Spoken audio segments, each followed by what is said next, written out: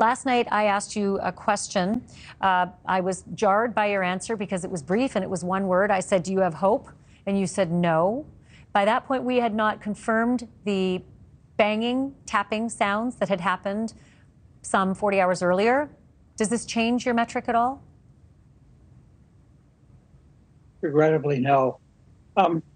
One question no one seems to have asked is, why did the people on board wait so long to begin to tap? I mean, they had to, if they went out of communication an hour, 45 minutes after they dove, what was on Sunday, why was it take so long for them to originate this, their means of help? Clearly, they couldn't communicate whether they lost electric power or whether their underwater telephone devices had failed. I don't know, but it seemed to me that once you know you're in trouble, you better get busy right away. So I'm not pointing the finger at anybody, I just have a question. Why did they wait so long? If indeed it is the noises are generated by people on board. As I think I said last night when we talked, the ocean is a very noisy place. However, when you hear regular timed noises of this sort, the thought that they're caused by humans is a pretty strong one indeed. The guys in that ASW, anti-submarine warfare airplane, dropping the sonobuoys are just first-class experts in hearing sounds and analyzing them. They have great capabilities almost of on-board analyzing sounds. At first, rough cut.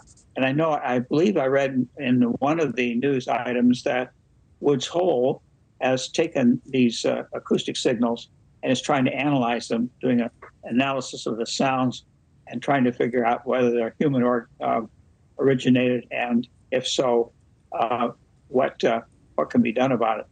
So I think there's a lot going on that's probably not being advertised or played out in public, only because things change so quickly. I take your points about being frustrated about the apparent slow movement of Coast Guard and U.S. Navy. This is a pretty difficult thing. The Navy, I don't think, has ever done a real salvage at such a depth. Of course, there was that attempted raising of the Soviet submarine from 16,000 feet many years ago. But that was an organization. They had to build a special ship to do it.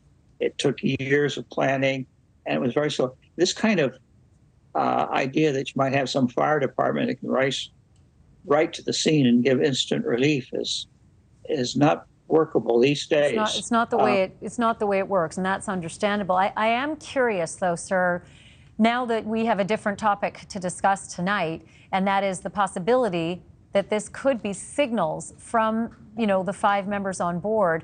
The report that these banging and tapping sounds are coming at half-hour intervals. I don't know anybody in nature or anything in nature that can time itself out to half-hour, but it sure does sound like a crew that is taking turns at banging on the side of the submersible and at the same time trying to conserve energy and not gobble up too much oxygen. Does that sound legitimate?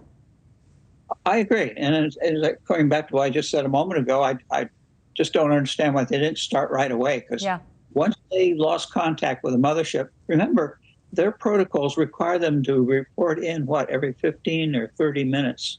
And it's a pain in the ass, frankly, when you're down piloting one of these things. People topside always want to talk to you, and you're busy, piloting. But that's why they do it. And the Victor Vescovo sub, that he's been 15 times the bottom of Challenger Deep, the deepest place in the ocean. I've been on one of his expeditions, and they want to know every 30 minutes. And it's almost a religion. You call up, you tell them where you are, what depth you are. So, and I'm sure that applied here.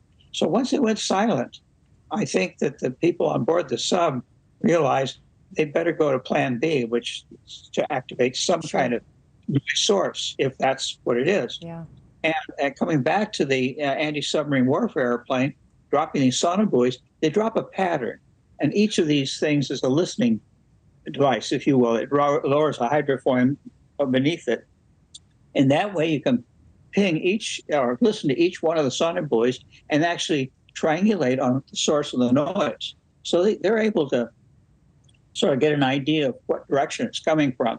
Maybe not the range, the distance, because the transmission of sound in the ocean is so variable because it depends on the density of seawater. Well, and this is what we're hearing. We are hearing that was one of the sonar buoys that picked up the band. Listen, I'm hoping, Captain Walsh, that tomorrow you and I are going to join each other again on this program in celebration.